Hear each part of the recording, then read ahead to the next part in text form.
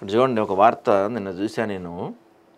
అసలు ఎంత అమాయకంగా అంటే ఎడ్యుకేషన్ అలా ఉంది వీళ్ళకి. ఎవరో చెప్పేవాళ్ళు లేరు కావచ్చు. ఇక్కడ 9th క్లాస్ చదువుతున్నారంటండి ముగ్గురు బాలికలు. వీళ్ళు ఇక్కడ తార్నాక దగ్గర ఎక్కడో తిరుగుతూ ఉంటే అప్పుడే ఒక ఆటో డ్రైవర్ పరిచయం అయ్యాడంట. ఒకడు ఆటో డ్రైవర్ ఒకడు వాడు పరిచయం అయ్యి యాదగిరిగుట్ట పోదాం సరదాగా, ఆడు పరిచయం అయ్యి కాసేపు మాటల్లోనే నిన్ను ప్రేమిస్తున్నాను, నువ్వంటే నాకు ఇష్టం లేదు, చచ్చిపోతావని చెప్పి ఏయో మాయ మాటలు చెప్పాడు. పాపం చిన్నపిల్లలు కదా నమ్మేశారు.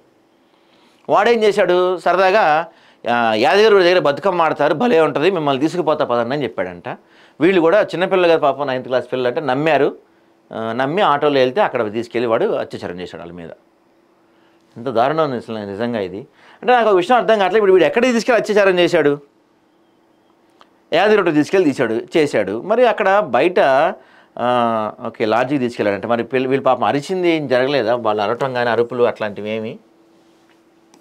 ఏం జరిగిందో అక్కడ? విహారయాత్రకు వెళ్దామని నమ్మించి యాదగిరిగుట్టలోని హోటల్కి తీసుకెళ్ళి ఈ దారానికి ఒడిగట్టాడు. హైదరాబాద్ తిరిగి వచ్చాక బాలికల ఈ విషయాన్ని